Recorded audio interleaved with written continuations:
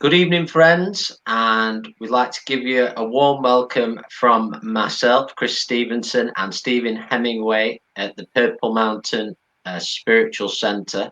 Once again, we're joining together this evening with our friends to bring some enlightenment, truth, and our knowledge forward. And welcome to this collective awakening talk this evening. We're very excited of what's to come this evening. We'd like to thank, before we start, all our guest speakers who will be joining us this evening, who have given up their time to share their knowledge. And they share that knowledge this evening, friends. Nobody's here to speak down to anyone, to tell you what you must do or what you have to do. It's very simple. We're just here to share our truths so that you can find yours, because you are a unique and enlightened spirit yourself. You're here for a reason. You all have that strength and that power to manifest beautiful things in your life. If we're able to see the lessons in front of us, our experiences, that there are no bad experiences, they're all there to learn and to teach the spirit. And that's the first point I want to make in this special collective awakening talk this evening, that we are all spirit within a physical body. We have reincarnated here on this earth plane. We have a strong connection with Mother Earth, with the plants and with the animal kingdom. And in many ways, that connection has been forgotten. And it hasn't just been forgotten over years or 10 years or 30 years. It's been over many, many thousands and thousands of years that slowly we have kind of lost our way, but it's coming back. And that's what I want to mention tonight. This talk will not involve conspiracy theories. It will not involve talking about what's right or wrong in this world. We're not here to tell anybody what you should be doing. We're only here to pass on truth. And this is about the collective awakening. So we can all walk in our truth and light, start treating each other with unconditional love, no matter the circumstance, because that is the truth of our spirit. Our spirit only wishes to walk in light. It's the mind and the physical body that can change, contort, and confuse ourselves on our spiritual path.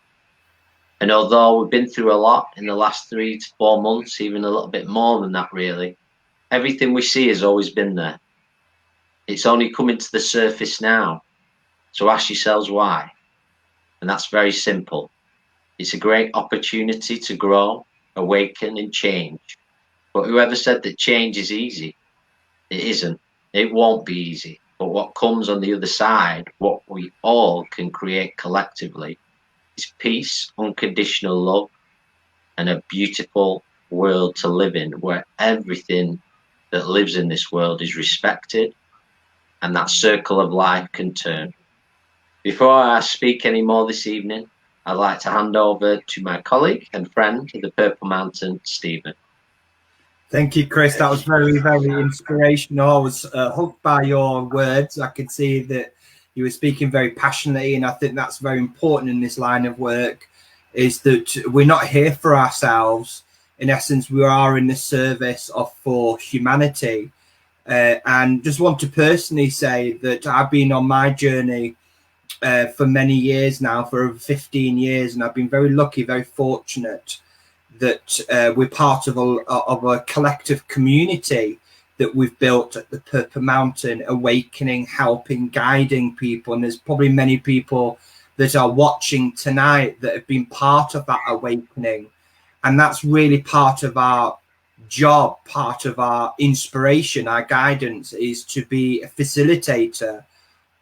We've created the Purple Mountain ultimately to create a sacred space for people to come, for people to self-heal, to meditate, to learn about themselves, because the world's very fragmented. There's been so much war, there's been so much hate and division and chaos in the world, and I think it's time, and I hope that you all agree, it's time that humanity pulled its socks up and pulled together and come together in friendship. But we can't do those things ultimately until humanity learns to forgive. trust, surrender its pain and trauma that countries, communities, religion, education, all these distortions need to be washed away. We need to come together as a collective consciousness to the divine light, to unconditional love. There can't be no condition to the love. And because of all the hurt and trauma, it's caused such fracture within Earth's light. And remember, the Earth can heal us if we only allow Earth to heal us. But the Earth can't heal us because we've lowered the vibration of the Earth for so long now, for thousands of years. But a new time is coming. And it's down to the awakened ones, those that work as light workers within this work, the facilitators, the caretakers, if healers, shamans, teachers, inspirational teachers. We've all got a role to play. There's no one that's better than another. We all hold different keys to awaken humanity's light. I just hold one key, Chris holds his key, and we do readings and we do teachings and we try to do our best to help and guide people to awaken their true potential so that they may reconnect back to the light of all the world. Otherwise, the way that humanity's going, there won't be a world left. And it's down to us to really lift the vibrations of the earth, become pillars to lift the fragmentations of the earth and finally bring a sense of healing, love and hope. And that's really part of our work. So I say we've all got different keys, we've all got different pieces of knowledge and guidance, but we all speak one truth, and that's so important. We all speak one truth, and that's hopefully that's going to resonate through tonight's great collective awakening talk with all our speakers, is that wherever we are in the world, we're all fighting for the greater good of all humanity. So there's just a little bit about my introduction there. I'm very, very personally very passionate in the work that we do. Myself and Chris, we're very passionate in the work that we do, and may the work continue for future generations, Chris. Yes, absolutely. That's what we're here for, and very wise words spoken this evening. And hopefully, well, it will be the first of many. There's no hopefully about it. I know it'll be a very special evening, and it came together very quickly this evening. And we just want to talk about the importance of the soul coming together, trusting your instincts, that we all have that inner instinct, that light within us. And so often when we ignore it, we soon find out. But trusting those instincts, that it is our true self. There is so much in this world, which again, I don't want to speak about, that is nothing to do with who we are. It's very much like a matrix, a make-believe world, that so much of it we might be able to physically touch, but it has nothing to do with who we truly are inside. There's much more to who we truly are. And what I want to speak on just very shortly here is about self-love, which has been so forgotten. How many times have you heard that word since you've possibly been born? Don't get ahead of yourself. Don't get a big head. Oh, you love yourself. In that way, that training. As a child, we're taught to speak, and then as soon as we can speak, we're told to shut up. Everything has an opposite to it. And I believe one of the greatest distortions that we need to unlearn out of our system, is to begin to love ourselves for who we truly are, our true self. And by loving ourselves, heal any wounds that we're carrying, any pain, any trauma, and those emotions, to make life easier. It will make our road easier. And I truly believe one of the pathways to self-healing is in silence. And how many times in this busy world do we stop, not only to meditate, but maybe to walk amongst nature, to just simply sit in the silence, observe our breathing, observe our thoughts, observe everything that surrounds us and take everything in. And sometimes when we take those moments and we calm the mind, I find that the thoughts, the true thoughts of your spirit come forward. When we're rushing around in this busy world and we find ourselves, you know, going about our lives and we're having to make quick decisions all the time. And when we take that time to slow, we can bring more clarity. We begin to make clearer decisions, decisions of the heart, of the soul. And you can tell when you're working through your spirit, your truth, because everything will just fall together. It won't be easy.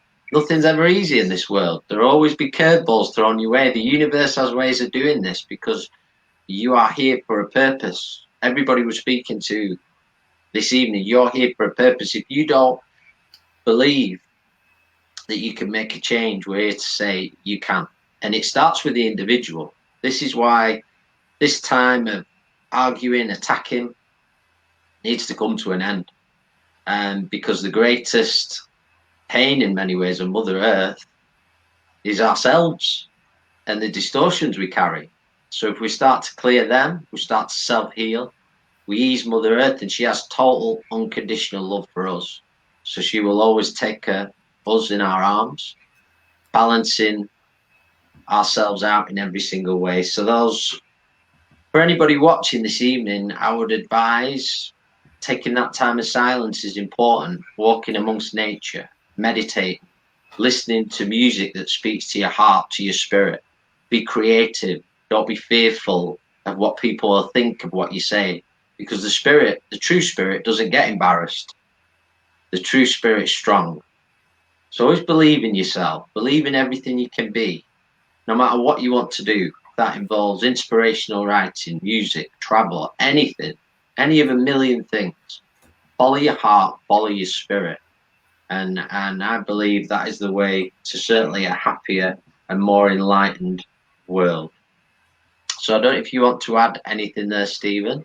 Yeah, there's a couple of things that I'm impressed with there, Chris. Yeah, wonderful talk there, Chris. I just want to mention as well, I think my biggest sort of inspiration that I want to inspire people with is that don't wait for permission. Don't wait to be told what you should and shouldn't do as part of your spiritual work.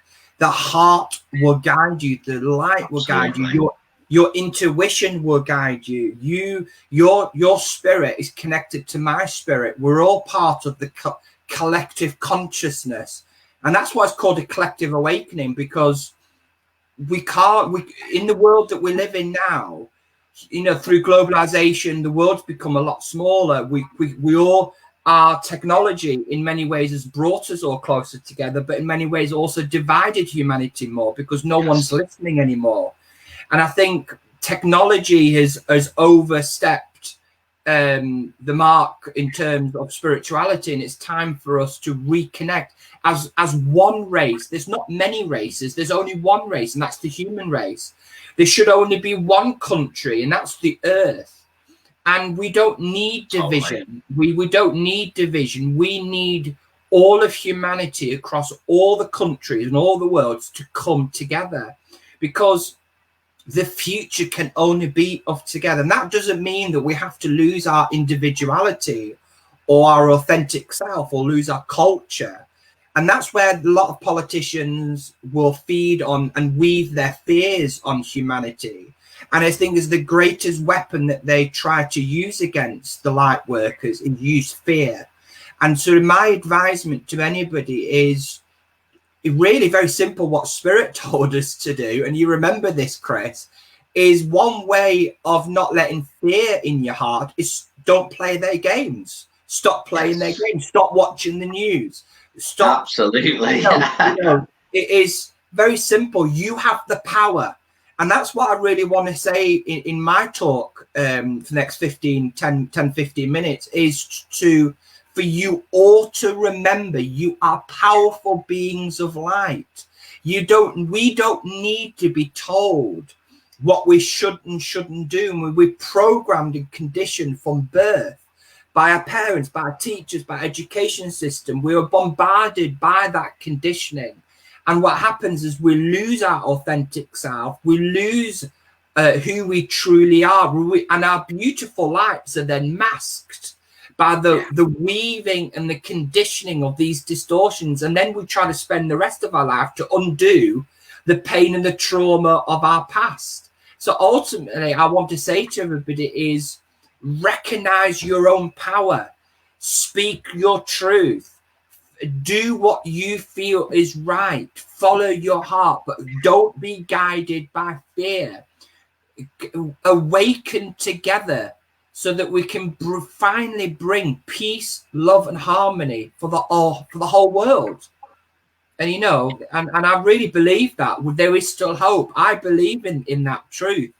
We make things so hard for ourselves, and just believe in that power of choice. We have such a great power of choice. So many times we'll say, I can't do that. Well, our advice is replace that word can't with won't, because that's what you're truly saying. And we've said this to ourselves. We're still working on ourselves. Trust me, we're still learning these lessons as we share. But you can. If there's a situation that you don't feels right for you, you always have that power of choice. And I think they were very powerful words that Stephen spoke about, coming together. And it doesn't mean we lose who we are. That's quite the opposite. It's very important to be your true self at all times. But it's about love, harmony, and respect, very simply. We shouldn't be fighting against each other. We should be embracing each other. And if there's a problem somewhere, we should all come together and solve it very quickly. What an easy way to live. Much easier than battling and fighting and arguing over everything. And not only through that, but we cause ourselves so much physical stress and pain by doing it. And long trauma that lasts long after we've left the earth plane, passed on to our children, which I'm sure no one wants. We want to lead this world into a happier time where it's meant to be. And speaking from a lot of Stephen's word, the greatest threat, we want to call that at the moment we face, is fear. So it's overcoming fears, and fears come in many shapes and sizes, and start overcoming them step by step. And I was yesterday evening at the Purple Mountain, we had our trance circle, and Spirit asked each person to say a prayer, and there were some of our friends there who'd never said an opening prayer before, and it was to pray for themselves. And there was a lady there that I'm not going to give her name, but as Spirit went to her, she went very nervous. And we said, don't worry, just speak from the heart, you won't be judged. And she got more nervous, and then she spoke some words, and she spoke some more, and she said a prayer. And after she said this prayer, the biggest smile came across her face. And that was because she just overcame her fear. And she had that wonderful feeling of bliss and freedom. And that was a very small example of what we can feel all the time if we want to. And it's just letting go and really, to a degree, not caring what people think. Being your true self and working through the heart. I just want to mention there as well, Chris, what I think is really important, and you probably can relate to this because I know that you are doing a lot more readings now, and I know that you're doing a lot of you're guiding a lot of people in that truth. And I think what's really relevant in today's society now with this great awakening is instilling in people, I think in the past, a lot of people used to, go to mediums, go to healers, we go to doctors, we go to nurses, we're going to see a teacher, tell me what to do, fix. Tell me what to think, fix me, and tell me where I should be, what's my future. And I think it's beginning to change. We need to try to impress and inspire people, but what do you think? How do you want to get better? Exactly. And we all have the truth. Our hearts, our spirits are all connected. Don't wait for somebody to tell you what you should and shouldn't do. Take back your power, take back your truth. And that's not radicalizing people. That's about bringing us back, reconnecting us all back to that simple truth that we don't need. Yes, sometimes we need to be guided. We all do. I need to be guided sometimes. But if all the answers was given to me all the time, me and Chris would never learn. None of us would ever learn. And sometimes, humanity, we're in a big learning curve. We're all learning. We need to expand our consciousness, come together and pull back our own power and our light. And it's a wonderful experience. I think you make a good point there, Stephen, and it's something we've discussed over this time, because during this lockdown period, we'll call it, that we've had a lot of time to reflect and work on ourselves. We took the time to take it as a great opportunity to rest, to regain our energies, and many times we've discussed, not as a movement as such, but we feel very impressed by spirit that the time of, in many ways, the time of readings, healing, being fix me, tell me what to do, tell me what I should do, when we feel very strongly, if I can speak for Stephen on this one as well, is that spirit want to empower you. They want to empower you to be your true self and say, you know what to do. And I know many people have the Archangel Michael as inspirational figure, should we say, whether what we feel about angels is a separate thing. But I always think of that sword, that when we make a decision, it should be like the sword. We should strike true and strike clear with our decisions, because who are we to tell you what way you should go? Because you might have to go down that path to learn lessons. So actually, by doing that, we're actually interfering in your path of learning. And that can be very hard with friends and family members as well, because we can see them walking into things and going, oh no, but they have to walk that path to learn. And we've all been down there. I've been down that path where somebody will say, that's not a good idea, but you follow it, but that's how you learn in this world. And again, it comes back to that freedom of choice. But I know in our work greatly changing, certainly with the healing work at the Purple Mountain, which Stephen is in many ways the head healer, we should call him, teacher at the Purple Mountain, and that we are doing a lot of work with spirit and auric healing and clearing a lot of traumas. But spirit don't do that, or we don't do that in particularly. We create that space, and we see that as a responsibility to keep that space safe, loving and welcoming and kind, and to allow those who walk through the doors to heal themselves and know that they're not going to be judged, they're not going to be laughed at, they're going to be taken seriously, they're going to be in a loving space. But I think that time of it's finding sort of your way forward is really important. And of course, that communication with spirit will always be important in a way. It's a connection, something that we can all do. And many people may say, well, I don't feel my loved ones around me, but they're always there. It's just we put the blocks up, the walls, and the walls are built not only by ourselves, but our education system as well. So our conditioning. So that's just a few things that myself and Stephen have been discussing, and we've had a tremendous 12 months really of learning and evolution, and certainly with many of our friends who are speaking this evening, with Rick, with Maureen and Lewis, who've visited the Purple Mountain many times, and in many ways facilitated that time, so we're able to heal and learn and grow closer to our teachers and inspirers within the spirit world, to give those true and authentic teachings from spirit to pass forward. And I think that's so important as well, Chris, because I just want to, at the tail end of what you're saying there as well, and this is why it's so important, everybody, part of the collective awakening. Now, humanity and the earth are part of our consciousness. We've come so far. And I think we can't grow anymore until humanity it's a time where we need to step up and come together. We must all come together, let go of our jealousies, our envies, our pain, our trauma. We need to heal ourselves and work on ourselves. And in turn, we help heal the distortions and illusions of the earth, because the illusion, the distortions don't come from our enemies, because remember, we are our own worst enemy. We admit light, and we also admit fragmentations and illusions. We feed those illusions and those distortions by our own trauma and pain. and what we call ancestral trauma and pain, we can carry that from one generation after another, and it's just fed, you know, one country attacking another country for thousands of years, and the hate and the trauma and the pain continues like a cancer. It spreads, and it's now time for us to revisit, go back to these sacred spaces. And this is why places like the Purple Mountain and many other places across the world, and even in this country, are very much needed to be sacred sanctuaries where people can go and truly heal.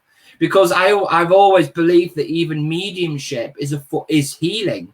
That's what we do. Our message is a form of healing grief, healing pain and trauma of our heart. And we need to learn to process those emotions without judgment by persecution of society and of ourselves.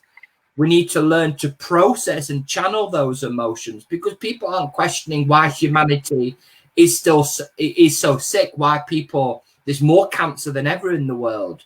It's because people aren't processing the emotion. It is the emotional body, if you believe this or not, but it's the emotional body that does so much damage to the physical body, because we don't allow ourselves to process and have those experiences, processing those emotions. We hinder our own growth and our own evolution by our own ignorance, by our own doubt and sabotage. And all we need to do, I say all we need to do, because I've been trying to work on this for 3.5 years, is surrender, trust and surrender. Trust. It's a beautiful experience. And when you really understand, and I don't mean this in a patronizing way, and this is why probably 98.9% of people in this movement don't truly understand what this work's about. And we're all speaking the same truth, but we've all got different keys, all trying to work together. But work on you first. Awaken your spirit, your truth, and that will illuminate outwardly. Work on you. Don't wait for politicians. Don't wait for anybody to tell you what you must or must not do. You have all the knowledge, all the love, all the wisdom and the understanding that you ever need. Believe in your truth in your heart. Lovely words. So I feel that is very, very important into our collective awakening, all coming together. Just as we continue this talk this evening, this is an interactive talk this evening. So please feel free to comment, to share your truths as well. We'd like to see them. We'd like to say good evening to a few of our friends, to Angela Potts, Jennifer James, Maureen Bird, Ricky Martin. I could see many, many more. All our friends, thank you for joining us this evening. Many blessings from myself and Stephen. But please, and post any questions. We will try to get to them as we go. So would you like to add anything else, Stephen, before we continue? No, I think what would be great is to start inviting some of our guest speakers. Yes. And I'm really excited, Chris, excited, because you can tell everybody a little bit about Maureen just quickly. Yes. Maureen is a lovely lady who we're going to invite on shortly, and she resides in Canada. And she'll be joining us in mere moments. And we first met Maureen when she came to the Purple Mountain. She was on one of several visits to Blackpool, and she made it all the way to Fleetwood to join us. And she's experienced some of our trance healing nights. She's a beautiful spirit, very kind and compassionate. And we actually had a wonderful connection with her the other evening, a Zoom discussion. So Maureen's going to be stepping forward. She is a spiritual healer and teacher, and she'll be sharing her truth. So we're going to bring Maureen online now. Good evening, Maureen. Hi, nice to be here. And to you too. Thank you. Wow, I'm listening to your very powerful introduction and opening, and I'm of course, you know, when you prepare, you have all of these things. I'm going to say this, I'm going to say that. And then you hear, you know, what's up already been said. What is the flavor of the topics and such? And then it goes and something else kind of comes in. So yeah, thank you very much for the invitation. I really appreciate it. Oh, you're most welcome. And it's very true. It's we can write notes, but they usually end up going out the window. Yeah. And other words come forward. Yeah. But I'm just going to give you this time now, Maureen, and we really look forward to what you've got to share with us. Great. Thank you so much. And yeah, I have enjoyed a few times my trips over to England, enjoying the time with you guys at the Purple Mountain, and feel a beautiful connection with you. And like you say, workers of light are being drawn together. And what I feel for me, the key, I love how you use the key, that we each have a key on how we are awakening. What is it that we are uniquely drawn to? What is it that our soul's purpose is here to come to know, come to understand, come to share, and awaken by? And for me, I would like to speak upon the teachings of divine love, which I came across approximately 25 years ago, and began to invoke the divine essence within my soul through this prayerful meditation practice. And it trickles in, but there was a beautiful feeling, this drawing that continued to have me to return to this meditation and prayer practice. And I was a busy mother raising children, so sometimes our spiritual work can kind of be put on hold. And now I'm at the place where 3 children are in their 20s, so it's very much back about me, which has been very lovely. So my spiritual work has really, many windows and doors have opened to that. So what has become most prominent, the pillar, I teach and practice Reiki, I teach and practice yoga, and I teach and practice these teachings of divine love. So, Stephen, you were speaking about the unconditional love that is there. Well, of course, us as humans, we are conditioned, like you said. We've grown up in many of the conditions. So our natural state of being able to love is inhibited, around the soul, our heart center, this doorway to the soul. So we have these many conditions that sort of inhibit our true nature, our light from shining forth. So when I came into the teachings of divine love, so what is divine love? So depending on how you associate with the one that is guiding all of us, whether that be creator, great spirit, God, the divine, whatever name that you have for it, it doesn't matter what you call it. It's not hooked up onto that. But there is a pure essence of the divine, this love that is available for us all. And it is all around us. But because we've been gifted with the free will, that won't interfere with us, right? We have to long, we have to want to come into that space and receive.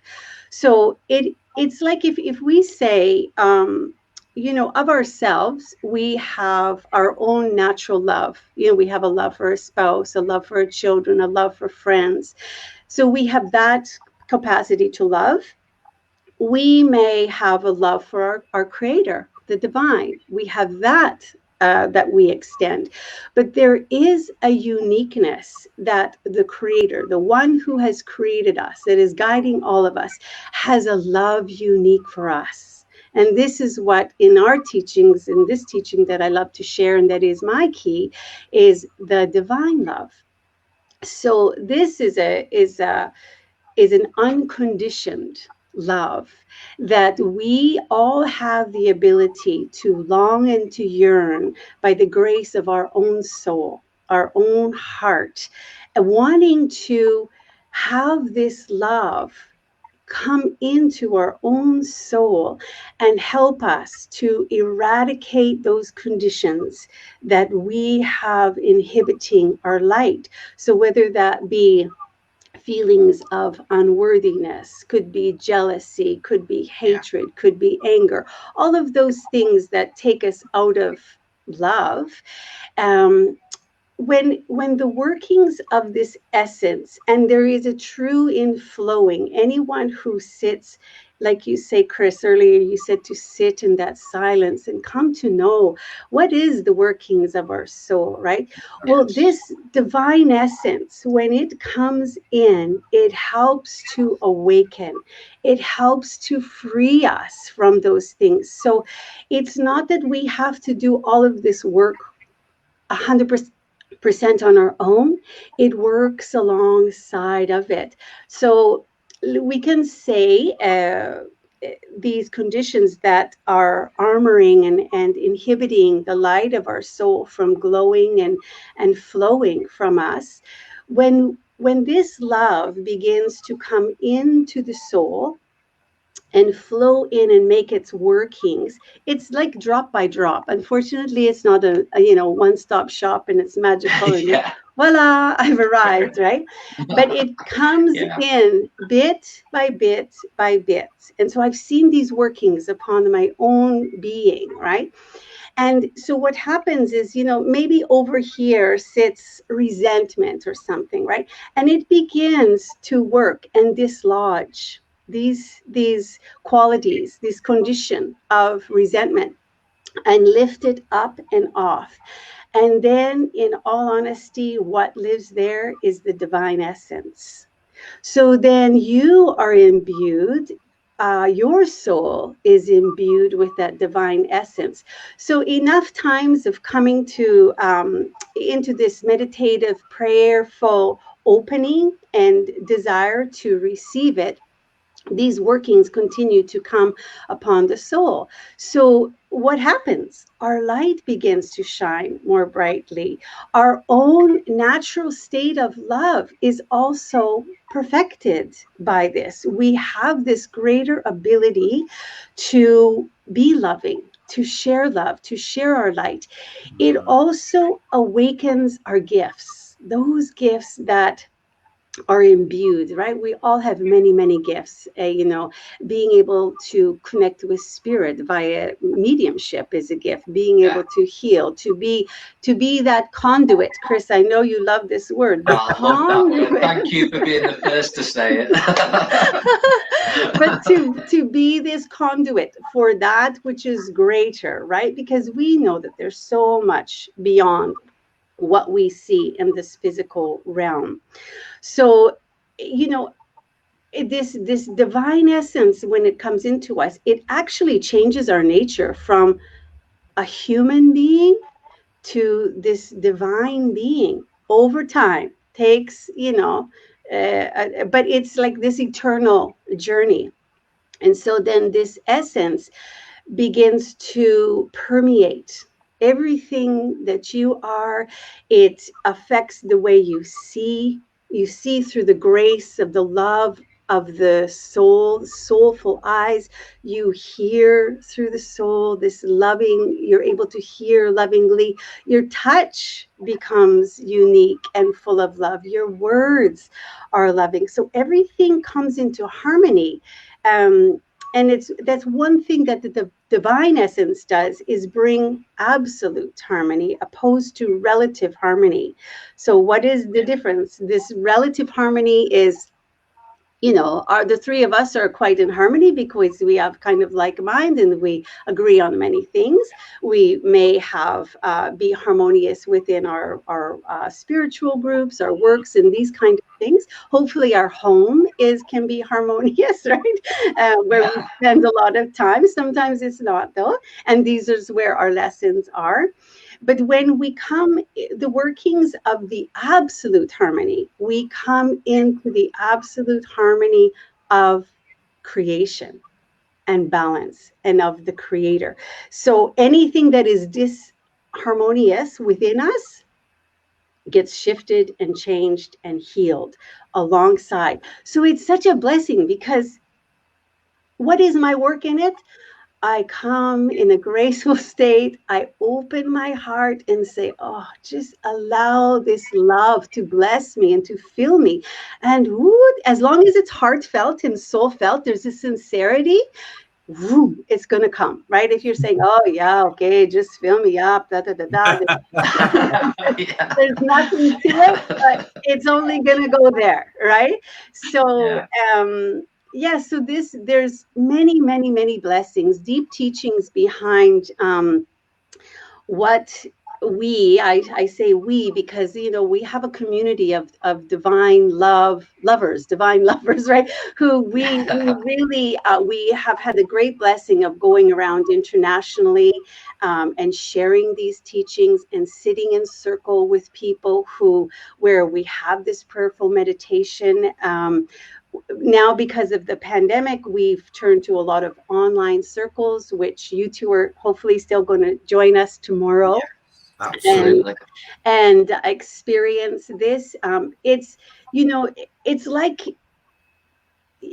eventually your soul comes to its path, right? And what it's there to share and what really excites it, right? So for me, this is the blessing that I have kind of awakened to, is through my healing. And Chris, how you were saying, we're still working on ourselves. Lord, you only have to ask my children how well I'm doing, right?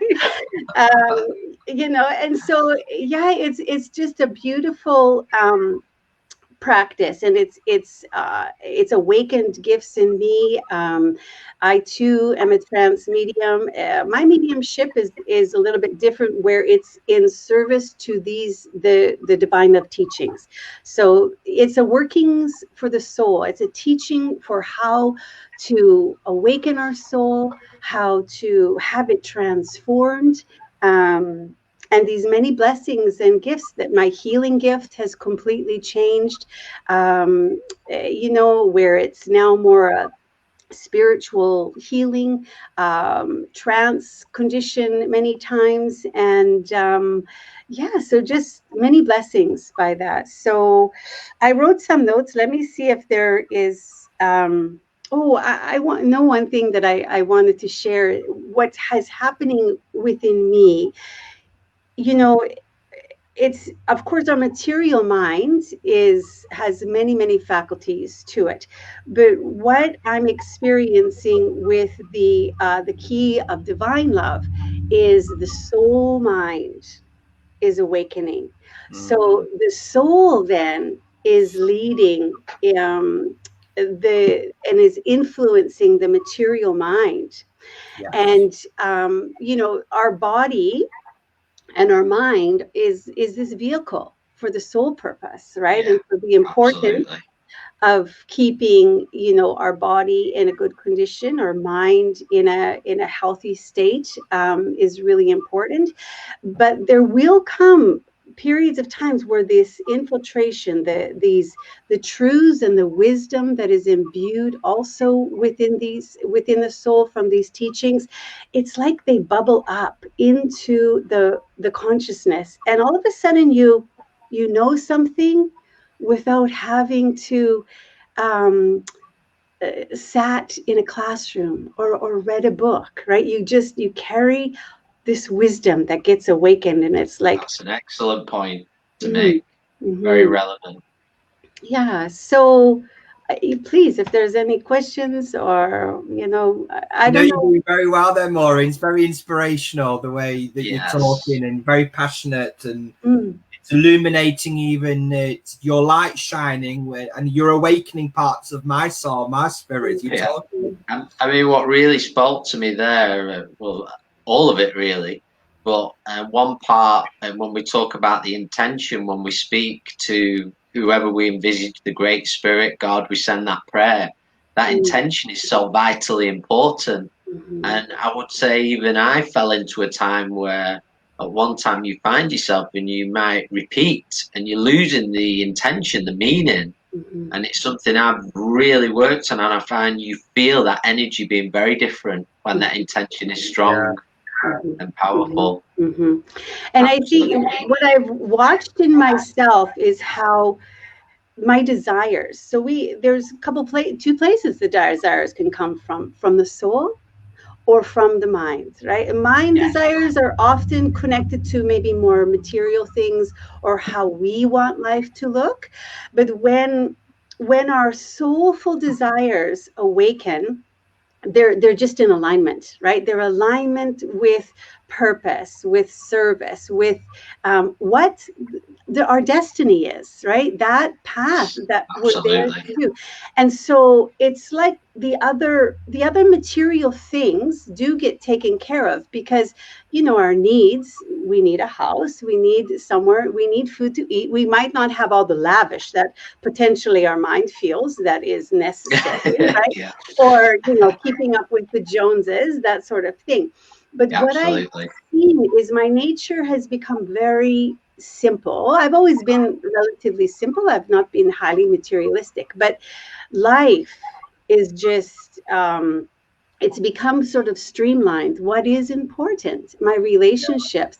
Are my relationships full of integrity? Are they, you know, are my, the environments that I spend my time in, are they uplifting? Are they promoting, or do they demote? And I have to, you know, kind of come up for water and, you know, to sort of survive in those. So, yeah, so there's lots of teachings and spiritual laws that come sort of on board with this. I received a few years back this download from Spirit in a teaching that I'm finally have grown enough into to say, okay, we're going for it, right? And it's befriend your soul with grace. And so that grace is gratitude, reliance, acceptance, commitment, and expansion. And it does invoke and use this prayer meditation practice and working with the divine essence to awaken the soul and sort of help us to navigate our lives. But what it also is really important for, because our mind needs to stay on something high, right? Because we know the mind, how it can just go down a little trail, right?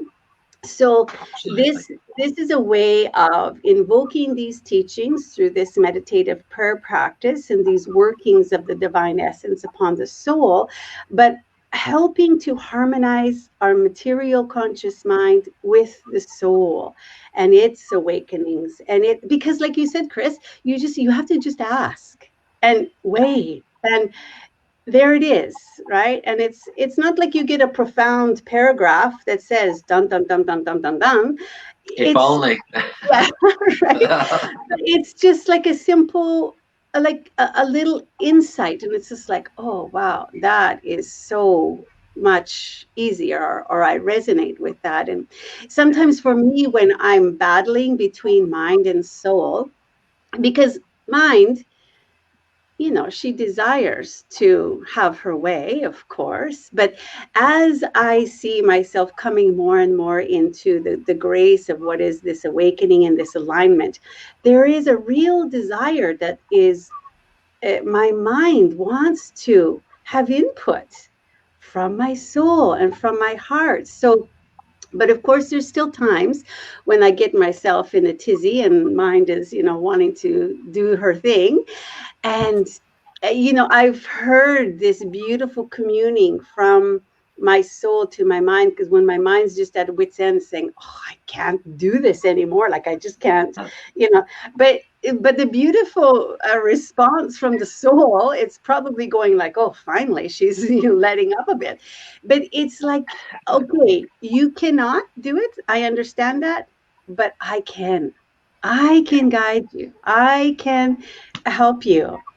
And so when we invoke and allow more of this energy of the spirit of the soul to permeate from us and to express itself, then life is full of grace, it's full of wisdom, and it's full of passion. I feel my passion right now. Yeah, I feel that energy as we connect this evening. Yeah, Absolutely. yeah. So I really look forward to the two of you tomorrow at the online Zoom circle. And if there is anybody that's listening that would also like to join in on that circle of light tomorrow, it starts at 6 p.m. UK time, so it's 10 a.m. for me. You can just send me a WhatsApp message, which my number is +1 778-808-9830, and I can just send you the link. And what do we do there? We experience what is this meditative, prayerful state. So it is more of a silent meditation, but we do have our celestial teachers from spirit that come through. The trance medium. So I know I'll be there. So possibly a message comes through me, and I believe Jimbo, who will be there. Which I feel you've met Jimbo. He's been fantastic. Yeah, he actually sang one of his songs. Oh, before one of our services. Yeah. He's, so he is very inspired. His music is all about the divine essence and invoking that into the soul and walking with that. So, so many blessings. We get to go around. We've been internationally. We've been to Australia, places in Europe. We come to UK, around United States. We have friends in Africa, some in India. So it's a global network, and we're always, and it's how I was guided to go to England, was at the World Healing Center in Blackpool. We've had a retreat there before, and I was there in 2016. And when I stepped onto those grounds, I just knew, oh, okay, there's something here for me. I will be back. And what that meant, I wasn't sure of. But as time went on, and I just kept in my practice and living life, in 2019, which is last year when I met you guys, I was just guided to go back. And so this is what life is now for me. It's, okay, where am I guided? Oh, I'm going here. Oh, going there, right? So, and here we are together, right? Many doors open, and it's a great blessing. Yeah, going with the flow, as we really like to say. And I feel it's a beautiful opportunity there that we've had in this time of where we've physically been a bit separated, of taking that opportunity, as you've done with your circle, of connecting to those around the world in many ways. What a wonderful way to connect up, and it just shows taking what could be perceived as a negative and changing it into a positive very quickly. Yeah, absolutely. As long as we stay open, it's like the intention that you said, Chris. For my own healing practice here, people weren't able to come in person, so I just said, okay, these hands are yours, right? So let's use them. And this is where the distant spiritual healing has really opened and blossomed. So persons in their beautiful comfort of their home, I'm in the comfort of my home, and this whole healing transpires. And so, I was shown that this will broaden and expand and keep continuing to be used. So I just say, wow, hallelujah, right? Absolutely. So thank you very much for your time. I really appreciate you. Stephen, is there anything you'd like to? I'd just like to sort of pick up on the point that Maureen was speaking about earlier on, that really resonated with me, because I think the beauty of this work is that, people might look up to us as guides, which we are in a way. We're guiding people, we're inspiring people, but none of us have had easy pathways. I mean, me personally, I've had a very traumatic experience from a childhood perspective, and that's helped me gain the empathy and the love that I've needed to begin my spiritual awakening and learn from that pain and that trauma to really open my heart. And I think none of us have had it sort of relatively easy, but it's made us who we are. And I think a lot of people can relate to that, to those experiences of that hurt and that suffering, and people will get through it, you know, through unconditional love. But it made me smile, because when you were talking about things that can maybe block our heart center, and mine is something that I've had to personally work on, is this feeling of unworthiness, and abandonment was my big thing. And so even, you know, I'm guiding people, inspiring people, I'm still working on myself. And I think that's the beauty of this work. No one's perfect. We're all working, we're all helping, we're all guiding. And in a way, what you were saying there with when we talk about collective awakening, not only are we healing our own pain and trauma, we're also healing other people's as well. And as that famous word, that conduit, we are healing the distortions of the earth. So sometimes when you feel, you know, if anybody's listening to it, if anybody feels a bit low within themselves or a bit sad, you might be healing the earth's distortions as well, and just be that conduit. And I think the more you work on yourself, it's like water. It just flows within you. And it's just so beautiful. But that can't happen until you work on those blockages. You know, that light can't shine. Those cogs, you talk about those cogs. My cogs are just a few cogs there in my heart that needs working on. Yeah. And it's just amazing work. And you don't have to judge yourself for it. No one's the victim. And that's important. No one's the victim to this process. It's just that it's called work, and just invite that love and that light. And I think it's great bringing communities like us together. And, you know, I think it's been fabulous tonight, Maureen, some of the stuff that you've said. And I'm sure everyone can resonate with it. Yeah, it's I'm very sure it's been just lovely words and very inspirational.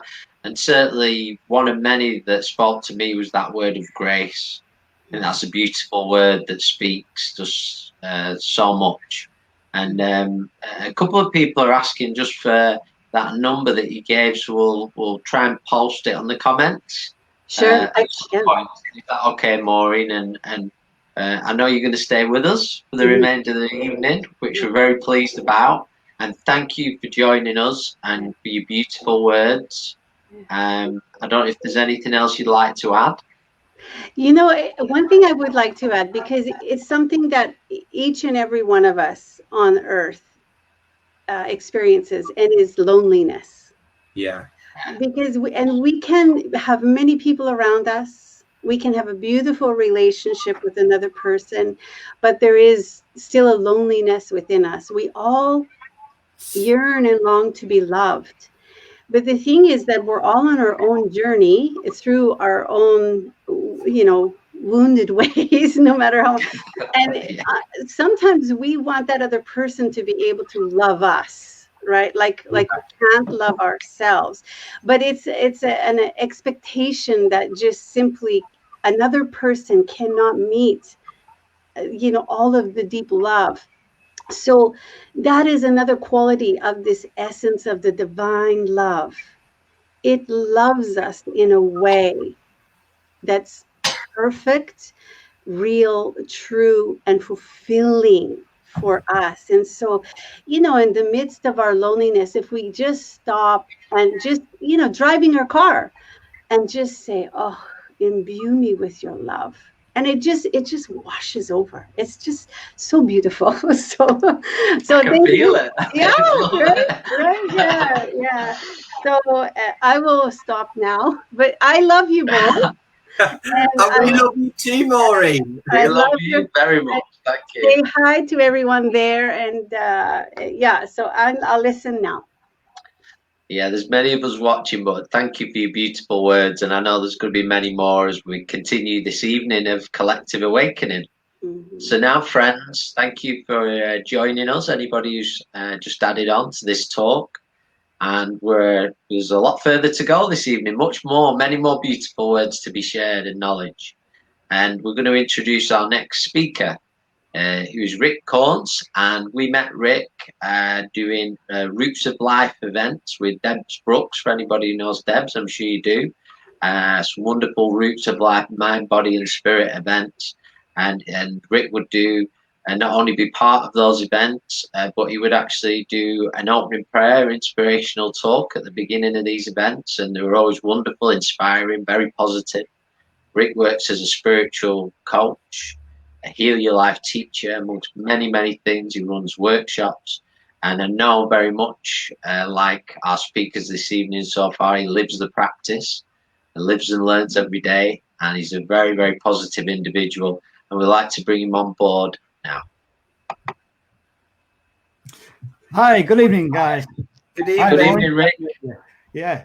Well, first of all, thank you very much for inviting me to speak. And thanks for the introduction. Yes, I always try and be positive. It's, you know, it helps life along a hell of a lot, doesn't it, if we're positive? And we also need to have a little bit of humour. And very much so. Essential, isn't it? So, yeah, just a little bit of background there. I mean, when you messaged me the last week, I think it was Chris, who said, you know, would you like to come and join us for another event? I said, yes, straight away. And they said, can you talk on collective awakening? I said, yes, straight away. And then he said, can you do it in 20 minutes? I thought, oh, what have I got myself into here? We're always challenged by the restrictions of time, Rick, aren't we? Absolutely, yeah. So, collective awakening, well, you know, what a big subject. And it's vast, and it covers many subjects within that one umbrella, doesn't it? Yeah. So what I thought I'd do was try and just explain, really, in my words, what I feel and what I think is happening. If that's all right with you guys, and Absolutely. I'll just kind of run through a few notes and trying to put them in some sense of order that people might understand. And as you guys will know, I like to use analogies and stories and things like that, because I think it was Anthony de Mello that once said that the quickest route between a human being and the truth is a story. We can all understand stories, can't we? We can all understand fables and things like that. So I might just put one or two of those in as well. Absolutely. I think what we're going through now is a change of vibration, and it's very, very subtle at first, but it's gradually speeding up. And what we're doing, we're actually feeling the energy of what's going on. And we've heard the term empath used quite a few times, and I think that term or that condition of being an empath is actually increasing, and there's more and more people becoming empathic. Yeah. And that vibration change is actually creating what we've talked about, change. And I think Stephen mentioned this right at the beginning about change being uncomfortable. And this is what we're feeling. We're feeling uncomfortable. And we're going to go through this change, and it's a whole change for humanity.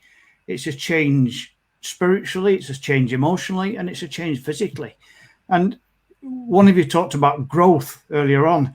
And you know what it's like when we grow, all our clothes become tight.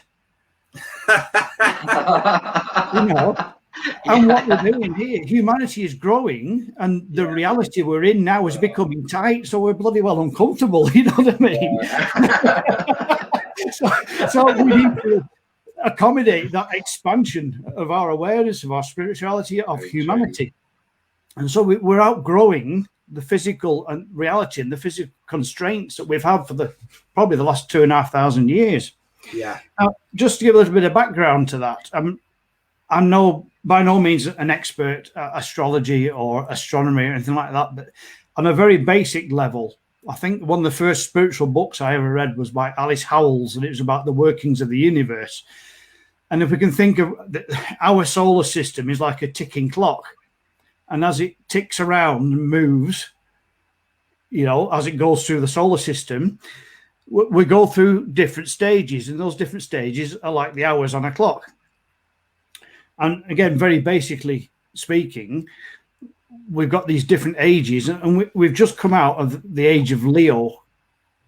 which roughly finished about 2012. And these periods of time are roughly, and again, there's different ideas of this when you research it, but they're roughly 2,600 years each one. So roughly around about 2012, we started and we entered into the age of Aquarius, which really is a massive period of enlightenment, of understanding the universe more, of understanding ourselves more, understanding spirit more. But it is going to be uncomfortable, and it can't, you know, all change is uncomfortable, and it will get a little bit faster as we go along, and we will need to get used to it. But we're here now in 2020, and like it said, you know, 2000 was supposedly the 2,000 years since Christ came on the planet. I mean, we're not to a few hundred years when we're talking about the massive time scale. You know, in 2,600 years, 20, 30 years is nothing, is it? It's just a blink of an eyelid. So we're still going through that process of change into a different period of time, into a different age. Yes. And really, basically, we're still in the running blocks. You know, we're just about, the pistol's gone off. We're just about set off and running because, you know, in those few years since 2012, we're only just starting to get that momentum together. Yeah. So we've got this intense energy coming in, and it feel like it's speeding up. And what we're going through really is like a massive reset for mankind. And the understanding of spirituality, the understanding of the universe is getting more and more important.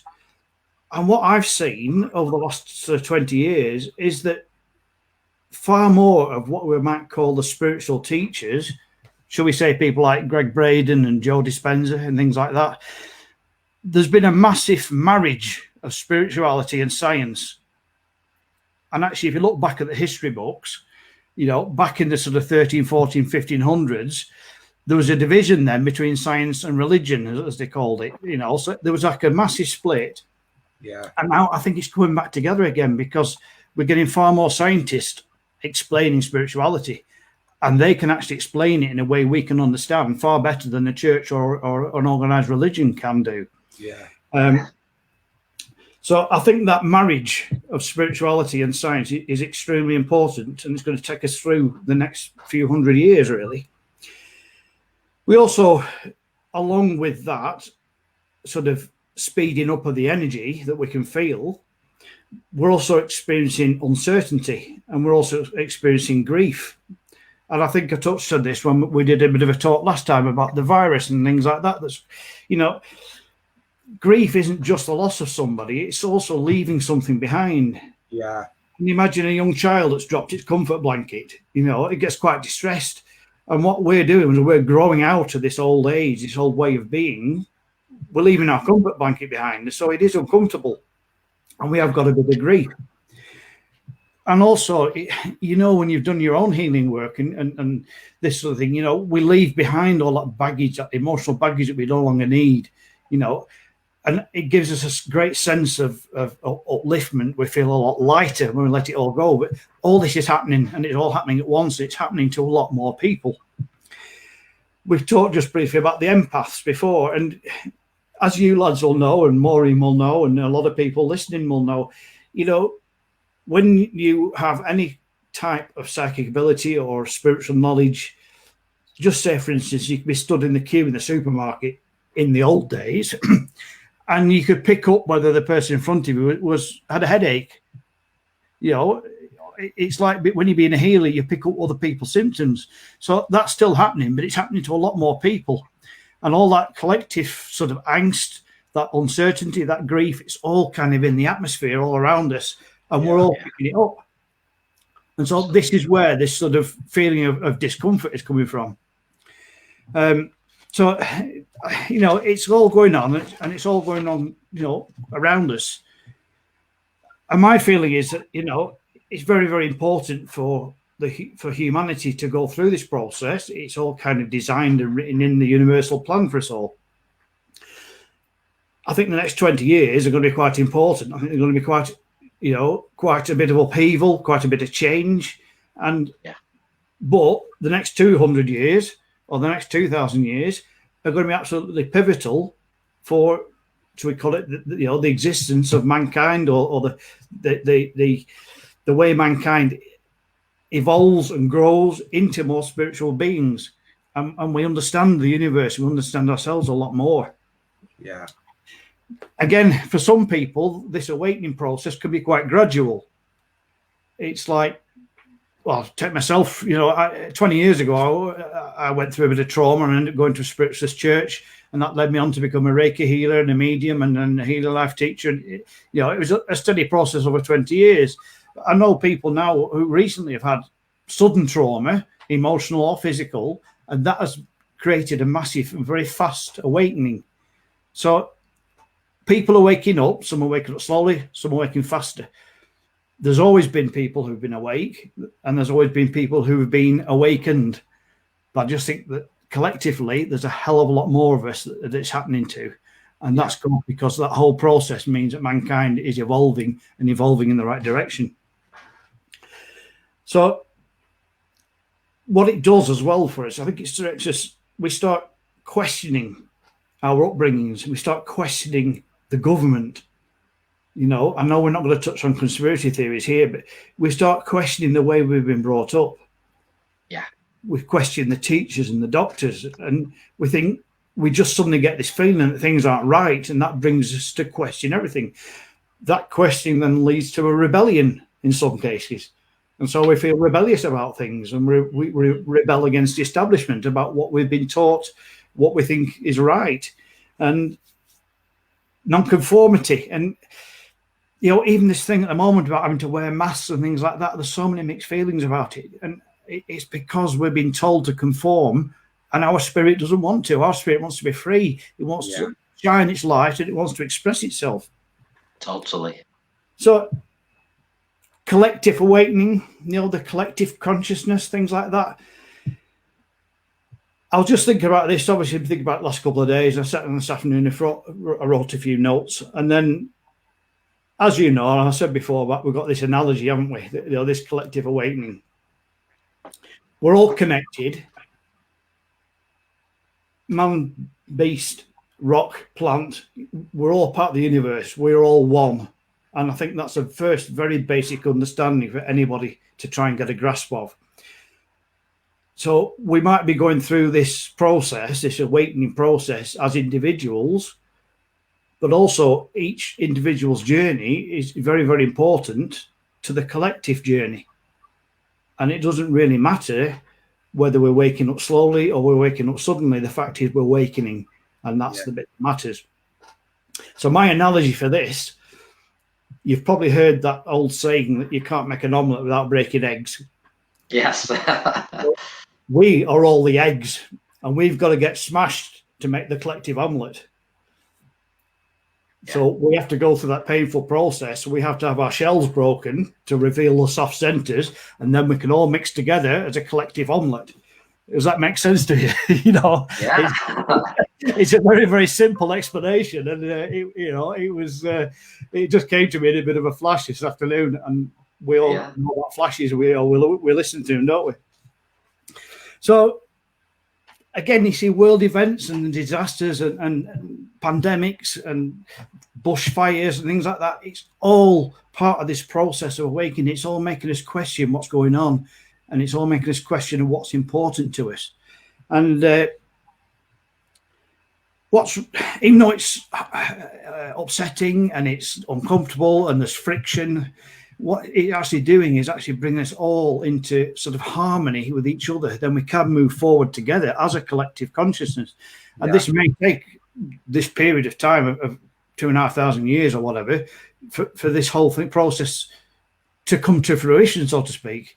What we've got to do now as individuals is to welcome this process in and experience it and understand everybody's going through it, but we're all going through it for a good reason, and that reason is really for the furtherance and the prosperity of mankind as we know it. What I would like to add here is it's nothing new. We think it's something that's just happening now, but actually it happened to the Mayans. The Mayans achieved ascension by working on themselves, as we all have done, and like I said right at the beginning, we're increasing the vibration. You've probably read the Celestine prophecy where the people have got to a point where they've got their vibration quite high and they almost became invisible to people. And so they're living in a slightly different dimension. And that's what happened to the Mayans. They didn't just disappear like the Mary Celeste.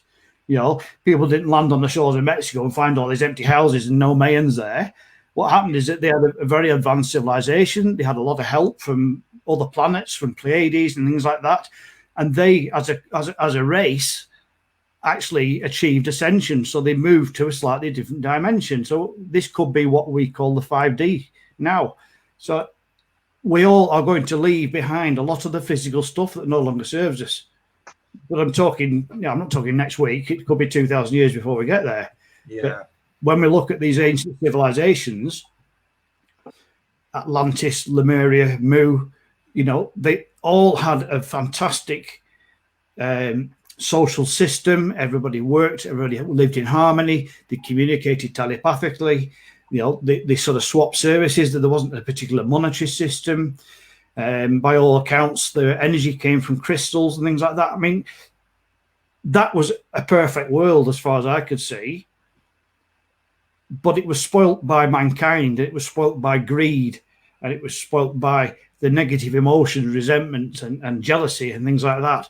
But I think what we're doing now, we're heading back into that sort of that way of living where we do live together and we live together in harmony. So I think it's going to be a good thing that we are leaving behind this negative stuff, because it's what causes illness. You know, the negativity, guilt, resentment, fear, jealousy, all causes illness. But what I think as well is part of this process is that it's making us face our fears, making us face our demons. And what it is actually standing up. And we mentioned truth before. One of you lads mentioned standing in our truth and speaking our truth. And we need to wake up to the truth of who we really are. And that is very, very divine, spiritual beings living in a human body. And once we understand that truth, and once we stand in it, and once everybody learns to stand in that truth, I think we've got a good chance of going forward a lot quicker and a lot easier, a lot less discomfort with it. And again, just going back to this frequency, this high vibration, and it's a little bit like just a different wavelength. And you know, when you listen to a radio, you know, and you can have the channel coming quite clearly, and you go around a corner or something like that, and you lose it, so you can just tune in again, and you get the channel back. And I think that's what we need to do. We need to constantly retune ourselves to the frequency that suits us. And as it changes, we have to change. As the frequency changes again, another few years, we have to change with it. I think consciously, we actually have to adjust our own tuning into achieving that vibration. So I think we're in for a bit of a rocky road over the next few years. Yeah. But ultimately, mankind, I believe, is heading in the right direction. I think we're going to go to a place of harmony and peace, love and light. And as Stephen said earlier on, you know, Louise Hay taught us to love ourselves first. Absolutely essential. If we can start with self-love, then we can start, you know, and spread that. And we can't expect anybody else to love us if we don't love ourselves.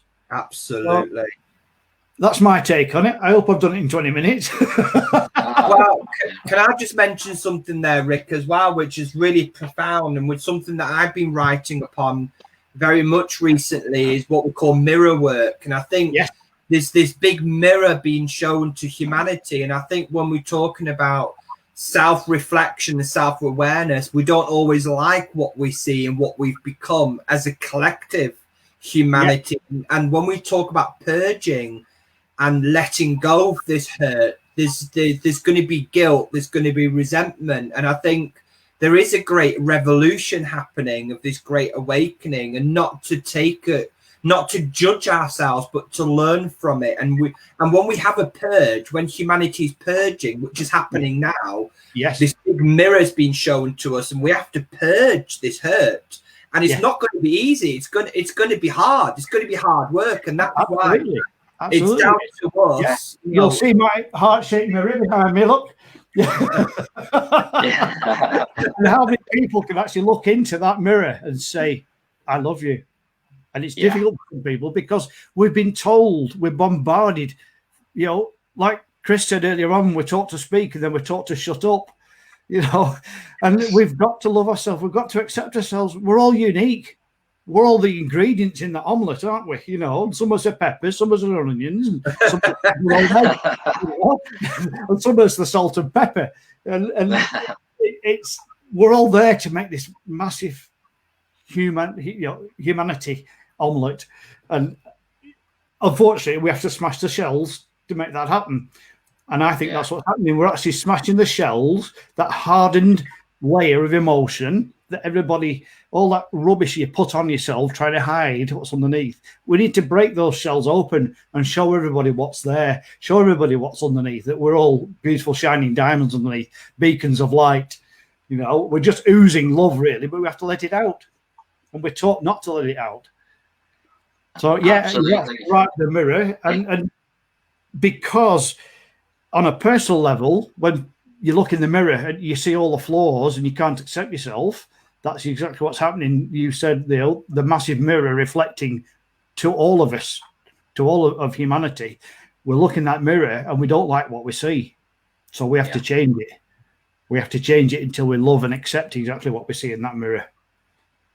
Otherwise, we can't grow, can we? I think humanity's only come to a stage now. I mean, you talk about growth.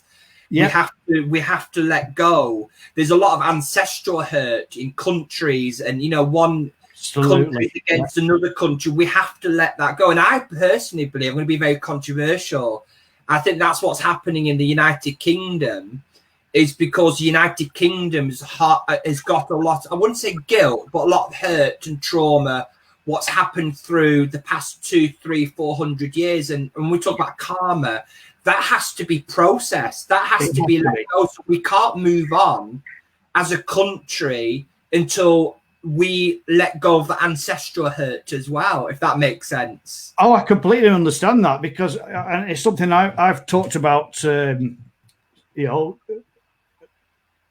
in private, shall we say, for many years, really, because, you know, the arrogance of the British, where we invaded all those countries like India and Pakistan, and we called it our empire, you know, as though we had the right to rule it.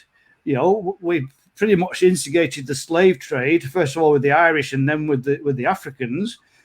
And then people like Columbus invaded America, and the missionaries came into being and massacred the Red Indians and, you know, the Native Americans in the name of God. You know, what the hell's been going on? But we're waking up. This is all part of the process. We're waking up to it. And we're actually ashamed. Like you said, it's guilt, it's shame. You know, much the same as probably maybe the Germans are ashamed of the Nazis. And, you know, sometimes you almost feel guilty for being white and for being English. It's time the balance was redressed, and I think it's happening. And there will be a time, as you said earlier on, that we just become Earth. And you know, we listen to Bette Midler's song From a Distance, you know. From a distance, there aren't any boundaries, there aren't any walls, you know. Everybody's the friend, and, you know, the lyrics are fantastic in that, aren't they? And that's what we need to be aiming for. We need to be aiming for a unified nation of Earth. Yeah, that I've just coming back as well. Thank you for your words, Rick. Just think that analogy is so powerful that you used this evening, breaking through that shell, and it's where it can be very hard and upsetting and uncomfortable. But what waits for us on the other side of it is wonderful and blissful. Yes, yeah, absolutely. And that is worth working for. But we have to go through it. You have to do the work. Our role as light workers is to kind of oversee this and to lead the way. You know, so let's stand up and let's get our shells smashed and let's show everybody how to do it, and let's make that omelette, and let's make loads of omelettes. You know, let's make one big omelette. With lots of salt and pepper. I think that song from the 60s was wrong, that the world is just a great big onion. No, the world's a great big omelette. So I'm going to re-sing that. I'm going to rewrite it. We're bringing it together.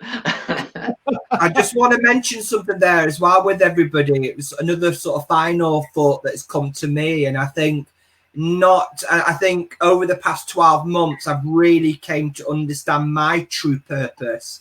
Because, you can question yourself and you worried about the ego and, why am I here? And I think I'm really firm believer that I've come back to be a light worker, to do healing work. And that brings great comfort to me. And I think we can all relate to this wherever we are in the world. You talk about this, and I believe that as well. We're in the very beginning stage, and there's going to be a lot of battles coming up. There's going to be a lot of hard work. It's not going to be nice, but we're going to purge. We're going to do it together. And people like us and thousands of other light workers, we are going to build the framework of that beginning, of those beginning, that platform, that pathway. So we're builders. We're building those steps for humanity. And we're just trying to guide humanity back into that light and to awaken people, because not only are we sort of learning for ourselves, collectively we're learning and healing as well. So we're not just here for ourselves, we're part of that spider's web, aren't we? Absolutely, yeah. Absolutely. And while spinning that web, we're also weaving the light together. And the other analogy I quite like, I might have mentioned this before, the old tarot card of the hermit holding the lamp. And yeah, I love that. He's not a hermit, he's hiding away. He's a light worker. And he stood there with a light to show us the way to go. And I think over the last 20 years or so, we've all become the pioneers, and we're the ones who've got to beat the track, cut the jungle down, let others follow us. And by holding the light and by beating the path down, finding our way through the jungle, that clears the way for other people to follow us. Just like the prospectors in the Wild West, beat their way through with the stagecoaches, then they put the railways in and everybody came and followed, didn't they? And, there's the gold rush and all that sort of stuff. It's another analogy, but it's very true. We've got to beat the path. We've got to show the way. And we do that by spirit and listen to our own truth. Our sort of ancestors in spirit, our teachers, I just feel that they're willing us on to be wiser, to be stronger, to move forward. Yeah. I just wanted to hand over to Maureen for just a moment before we move on, just to see if she wishes to share any thoughts on what Rick spoke on so far. Well, I really resonated, Rick, with what you were saying regarding when we grow, that, our clothes get very tight and we become very uncomfortable. It's like, can the pants get bigger? Can the shirt get bigger? Right? These kind of things. But that is sort of defeating the purpose of what is the tool and the teaching. And when we see those reflective parts where we resonate with where we are to grow. I just love also to be reminded, we see in the good that we see in other people, that too is a reflection of us. That is that grace, that goodness that is within us, right? So, kind of this balancing of it I think is really vital. And you spoke about the the spider's web, right? Well, so with us in our circles of light, we have a lattice of light. So all of these points from around the world, we're creating this lattice of light over the planet, which is helping, like you're saying, to bring the healing back to humanity, to bring us back into our true nature, right? Yeah. Thanks, Chris, for the very true, Maureen. Yeah, it's that lattice of light, and each one of us is holding that light and shining it and amplifying it. But also, as we join together, all those little intersections of the lattice of the spider's web, that light is shooting between them like electrical currents. We're also anchoring it into the earth through our feet. Yeah. So we're spreading that light across the globe, but we're also anchoring it back into the planet, and that is extremely needed at the moment. Part of the big matrix, part of the big ley lines, and moving it and shifting those energies. Mankind has raped the planet over the years, and it's taking the oil out, it's taking the gas, it's taking the coal, You know, we're putting all the rubbish back into landfill sites, and the planet's getting out of balance. So we need to put that light back in and help it along and help us along with it, because we live here. You know? Can I just mention as well with analogy? Yeah, and there's a number of portals. Another tarot card there that really resonates with me is the big tower. You Yes. know, crumbling down. I think that's what's happening. The old ways need to crumble down so a new one can be built. Absolutely. So the new can't be built and the old is washed away. You know, it's a new beginning. Yeah. Out with the old, in with the new. Yeah. So I don't know Coming what back to there, Maureen. Sorry, just coming back to the cards, I just wanted to mention quickly there. The Hermit is one of my favourite cards in a way, because I feel it always reminds us the importance of solitude as well. Absolutely. And because you take that time of solitude, there's nothing wrong with that. It can redefine, it can help give you clarity. I feel that's very important. Is there anything you wanted to add, Maureen? I know. Well, I was just wanting to say how there's portals of light that are really being developed around the world as well. And so that it can help to support, you know, like the guys at the Purple Mountain, you have a portal of light, many people coming attracted there. We ourselves can be a portal of light, you know, it's sort of another word for I love that word. we can be our portal.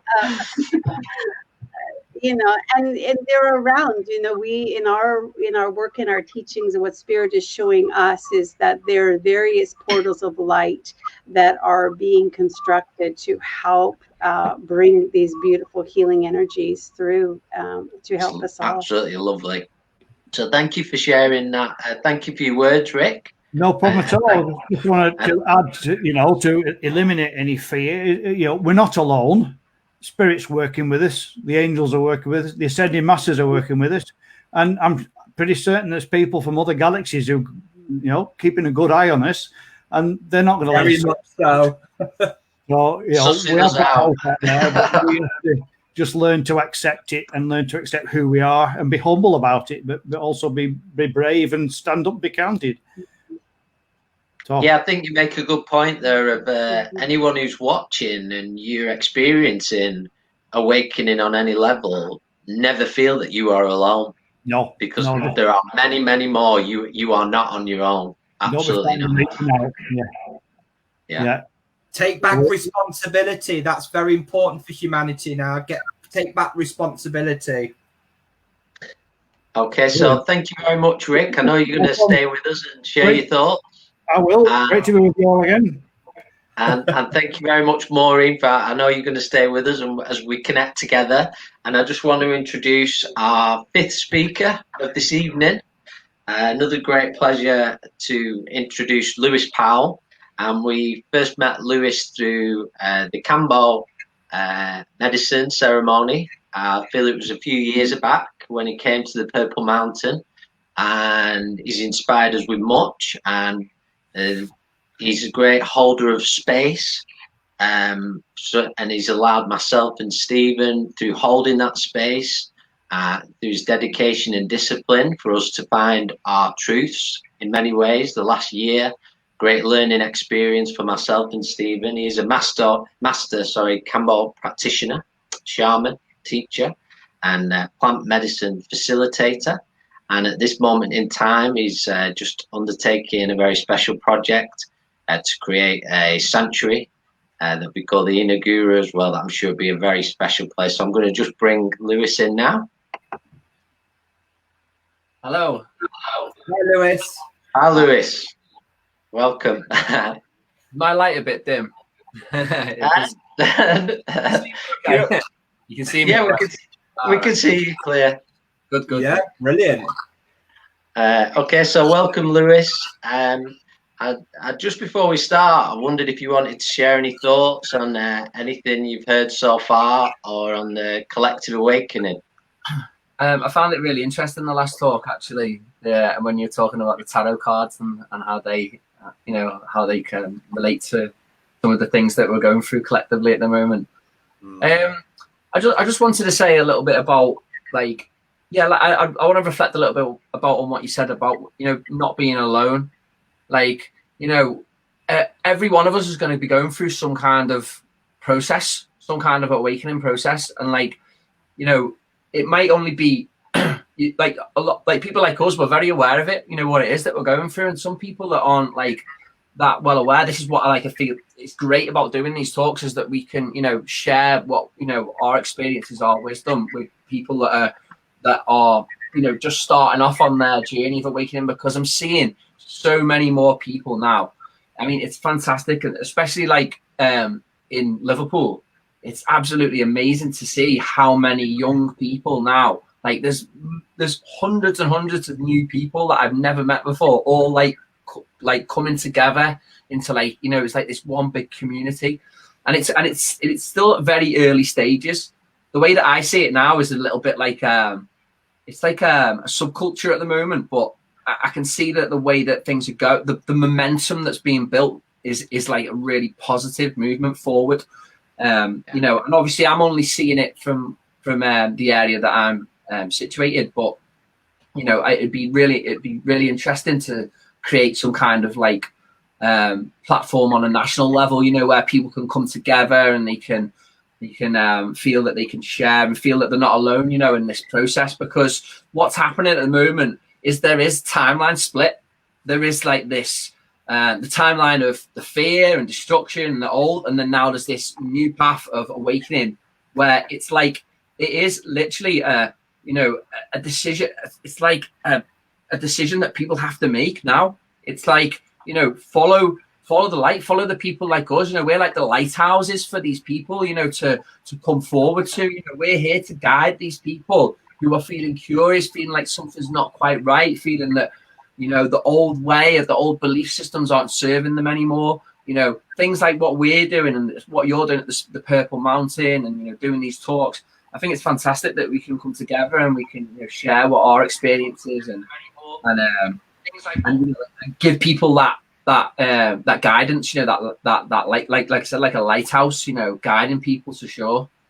Yeah, absolutely. I think that's sort of important analogy, that lighthouse, and I've heard it many times over the years, and it's a wonderful one to use. Absolutely. Yeah. So I don't know if you want to share with us, Lewis, just a little bit about the work that you carry out. Okay, so like, as you've mentioned before on the introduction, that I work with like Amazonian medicines. Like my initiation was like being led towards to go to the Amazon and go through some difficult trials and tribulations to enable me to develop the tools that I needed to learn to be able to hold space effectively for people. You know, I was talking to my deepest, darkest shadows.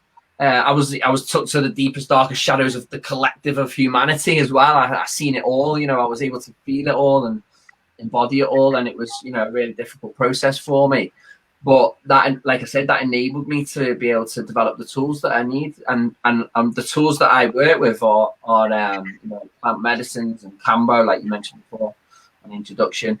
And what these medicines do, and this is what I believe, this is the message I've got from Spirit, is that these plants and medicines from the earth are reaching out, you know, because they're coming to this part of the world to help people, to aid them in this transition, because there's so much dense, heavy energy within our subconscious that we need to purge, you know. And the beauty about these medicines is we're not just doing the work for ourselves, you know. It's not like you know, it's, as you well know, you know, these processes aren't always easy. You know, sometimes we have to face some really, you know, heavy, distorted energies, and by us doing this work with these medicines that help to, they're classed as purgative medicines. So what they do is they purge out anything that's there, any kind of heavy energies that aren't serving us anymore. And but when we do that, it has an effect on the people around us. It helps, like when we're doing work on ourselves, like healing, clearing these heavy energies, we're clearing that from our bloodline, we're clearing that from our ancestry. So I think that it's anybody who does decide that to do this kind of work or feels called to do it, you know, I have the utmost respect and honor for anybody that wants to follow that path, because it's not an easy path. But I feel that if you feel in your heart that is something that you're called to do, then I think that's, you know, I think that you're doing not just your self-service, but you're doing the whole of humanity and all of your family and all of the people around you service as well. And most importantly, the earth. I mean, the earth is providing us with these tools to be able to purge this energy that's been, it's like it's an energy that's created layers and layers and webs of distortion, you know, around the whole planet for centuries, you know, but now is the time where all of these tools have become available. The people that are learning to work with these tools are now coming into their own fruition. That now is the time to be able to do the work on yourself, because most importantly, what we need to do is we need to acknowledge the things that we're holding. We need to acknowledge the baggage that we have, so that we can accept it and move through it. And the fantastic thing about with the tools that I work with is you can get years and years worth of healing in like the space of one night or one session, whereas like if you went through kind of like traditional forms of like therapy, it would take you years. So you know, I think that if anybody feels called to do it, then trust that you're being guided towards it, because it's not for everybody.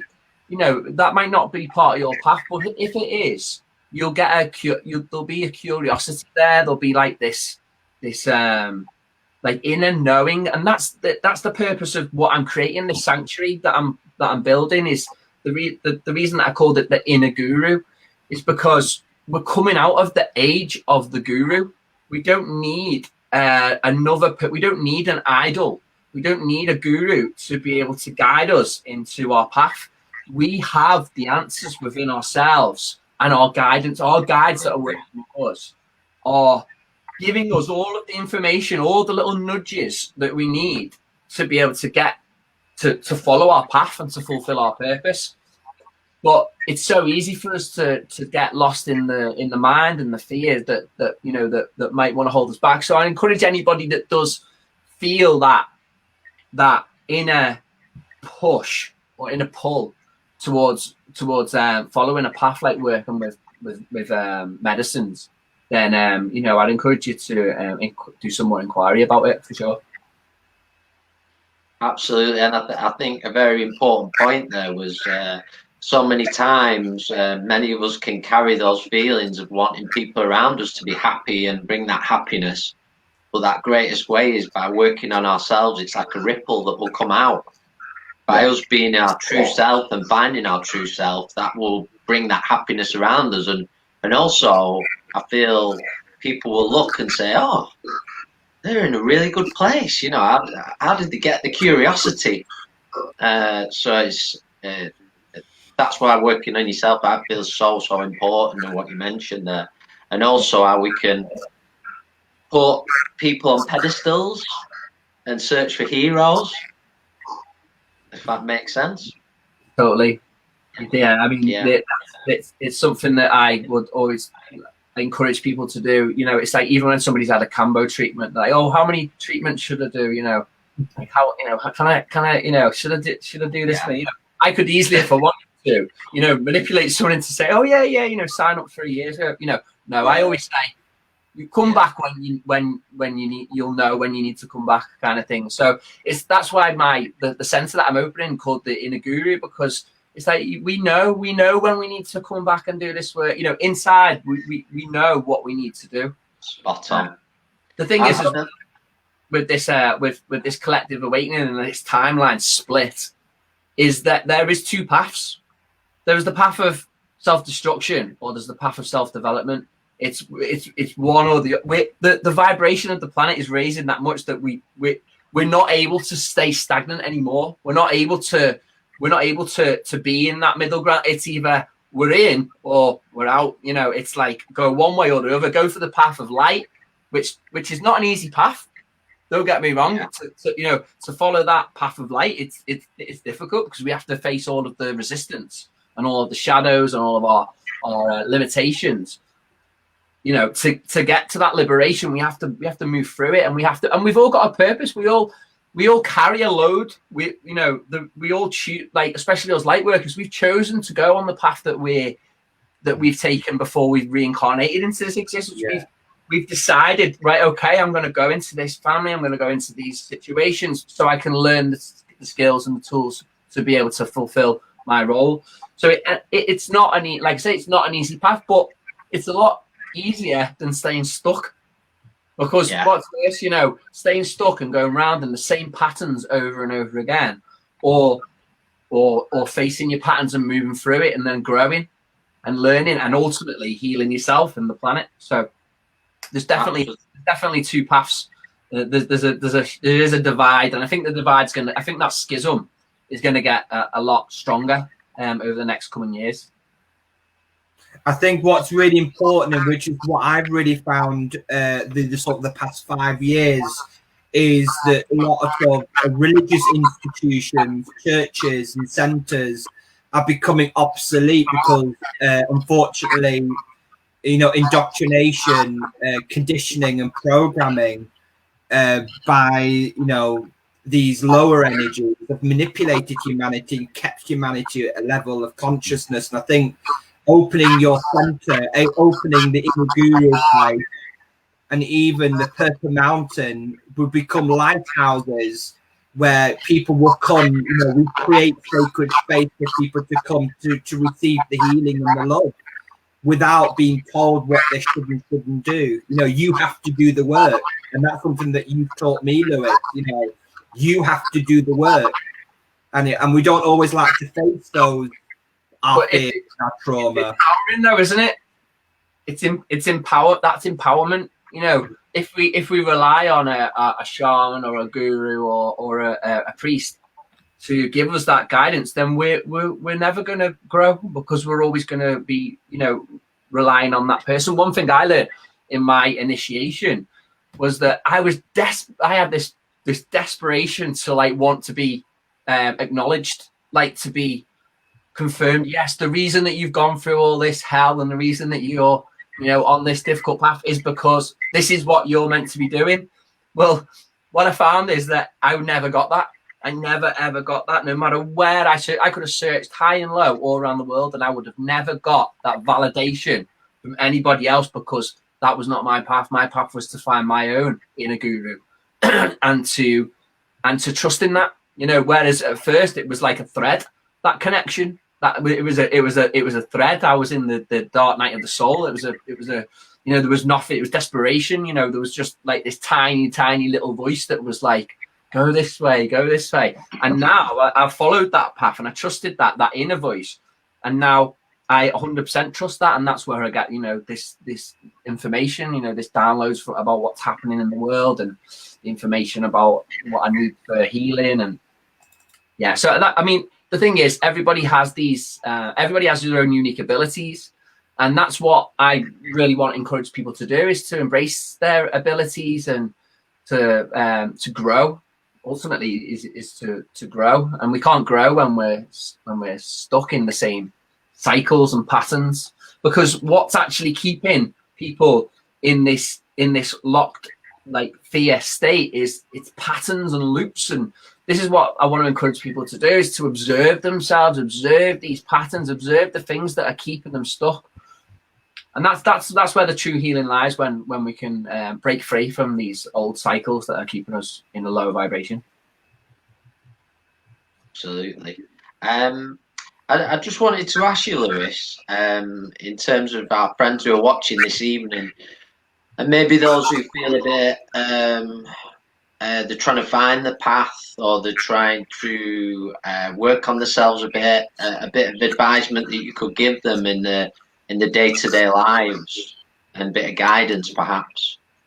Well, the thing is, as well, there's so much confusion out there at the moment in the collective field. There's so much confusion. It's heavy. It's like I'm feeling like, sometimes when I'm holding space, in plant medicine ceremonies, I'm like, whoa, there's a lot of stuff here, and it can be very confusing for me. Yeah. But this is what's happening collectively now. There is just everybody. There's nobody who knows what's going on. There's nobody who knows exactly what's going on. So what I do is try and encourage people to find that inner voice, spend time with themselves and listen to what their body's telling them what they need. What do you need in this moment? What's going to help you in this moment? Switch off from, if you're finding it really hard to deal with some of the things that are coming to light, because there is a lot of things coming to light. There's a lot of heaviness coming to light. There's a lot of things in the, that are being exposed. And what I'll do is encourage, if you don't feel strong enough to be able to observe that right now, then that's okay. Switch off from it. Focus on yourself, because too much, like, I go into it because I think it's really interesting how all of this dark, really dark stuff is coming to the surface. And I'm quite okay with it. But even after a little while of going down that rabbit hole, sometimes I'm like, I need to have a little break from this for a little bit, because it gets into your energy field. So I encourage people to to raise awareness about it, but not to get too much involved in the fear. And there is so much misinformation around there. Is to just, if you are going to observe it, just observe it from a safe distance, okay? And always protecting your energy, and remember that you're light, and that there is, a huge positive global awakening happening, which is beautiful, And if anybody believes the other side of it, which is the apocalyptic scenario, which is the complete opposite end of the spectrum, if anybody believes that, I want to assure them that it's an illusion. Okay, the only reason that will ever happen is when we accept that illusion as truth, and then we all collectively create that, because what we are all co-creators of this reality. We are all dreaming this existence into reality, and now is the time where this light from the higher realms is coming in. It's coming in through us, and we're sharing it, we're spreading it, because the Creator wants to create the earth back to how it should be, and free from these lower energies. But the lower energies want us to believe that the world is turning, falling apart. They want us to believe that it's like apocalyptic scenarios are going to take place. So what I want to do is, I just want to encourage anybody who's finding it difficult, is to just focus on what feels good for you, and find that own inner guidance. Like, if you're guided to look to take up learning about spirituality, coming to centers like like your center or my center, or even taking up a new hobby like yoga, or something that's like really good for your body. I think that because of all the confusion, it can get very much into our heads, which can make us a little bit ungrounded. And when we're ungrounded, we're protected. So what's really important also is to connect with Earth. Like Earth is when we're connected with Earth, we're in a very safe place within our energy. We're constantly being revitalized. So spending time in nature, getting outside, doing things that you enjoy, and just try and find that inner voice within yourself. Maybe take up meditation classes, or if you haven't done that kind of thing before, then things like that are really helpful. And find communities of people that are on your vibration. The thing is, there will always be, when you are vibrating at a certain level, there'll always be others that will find their way to you. Their guides will be guiding them to you. Your guides will be guiding them to them. So I'll encourage anybody that feels like drawn towards taking part in any community-based project or spiritual groups or gatherings, then that's what I'll advise. Wow, amazing, that, Louis. I think me and Stephen have had a similar experience in terms of sometimes we can get into conversations about things going on in the world, and when we talk about almost being pulled down, the heaviness, you can feel it. And many a time we'll stop each other and go, yeah, we've talked about this enough. I think we've had a talk about it, we're going to leave it. Yeah, it's good that you've got that awareness, because some people don't, and it can make you really unwell. Like it can really mess with you, and people, because of the amount of confusion and all of this distortion that's being lifted, it's in the air. You can cut it with a knife. It's that thick. It's that dense. You can feel it wherever you are, can't you? You can feel it. I feel it all the time. Yeah. I was in the shop the other day, and I was like working on the project, and then I went to the shop, and then I completely forgot, but this rule about the mask situation. I walked in the shop. So I only wanted to get a sandwich, and there was nowhere else around. wear a mask. And I was like, oh no, it's like, okay. And I ended up putting this bandana, like an altar cloth around my face. but I kind of like, laugh it off. But some people are really consumed by it. Like, and I'd encourage anyone that feels that they want to, wear a mask or whatever. That's okay. Do whatever it is that you feel makes you safe. But I feel that maybe switching off a little bit from the mainstream and just carrying on with your life as normal. And if you have to conform in ways like that, then don't feel bad about it if you do, and if you don't really want to, that's okay as well. I just feel that maybe separating yourself a little bit from like the media pushing all this stuff. It's like heavy stuff. I see people that are really, really affected by it, and it is sad. It's sad to see that people are like the coronavirus has affected more people. The hysteria around it has affected more people than the virus itself, and that's a fact. Spirit have said that to us. Is the fear of the virus has done more damage than the virus itself. Absolutely, I totally agree with that. It's a shame that people can't understand. Some people aren't at that level yet where they can understand how damaging fear is to our being. When we have fear in our being, our nervous system and our immune system is shot. It doesn't work properly. Our body doesn't work properly when we're in that fear state. So to improve your immune system, stay out of fear. Maybe look up Kambo if you're feeling very afraid. I recommend it. I've had it a few times. Yeah, we definitely recommend it. If you're looking for that kind of work, that you're in safe hands with Lewis. Very much so. I just want to work backwards a little bit and just bring if we bring Maureen in first, just any thoughts you want to add to what Lewis has said this evening so far, and I know you've been listening. Yeah, thank you, Lewis. It's interesting for me to hear you speak about working with your plant medicine. I have a few friends that have had the experience, and I love how you said that if you feel drawn, if you feel that call, then it's for you. Because somehow for me, it is a fear to me. Maybe it is because I don't know what I'll experience, kind of that out of sort of, I feel it would potentially be, I would be out of control, which, I mean, that could say a whole lot of things about me. But yeah, for me, there isn't a draw, but there is a slight curiosity around it. Maybe, I don't mean to ask this particular question, but maybe just to enlighten me a little bit about it as far as what unfolds in the ceremony. So, like, if it was working with a plant medicine ceremony, such as ayahuasca, the spirit of the plant opens you up. Like the vine, there's two different plants combined, and the vine is like the roots, and it's like it gives us. It's a medicine that comes from the earth. Anyway, I just want to explain. It's an earth-based medicine. It's the grandmother spirit. The spirit of it is, so it's like being nurtured by a grandmother, a very, very, very wise grandmother. I feel very connected to the earth when I'm doing it. And there's another plant which opens you up to like higher realms as well. And so there's beings that work with you from higher realms, and there's that connection to the earth as well, that healing element of the earth.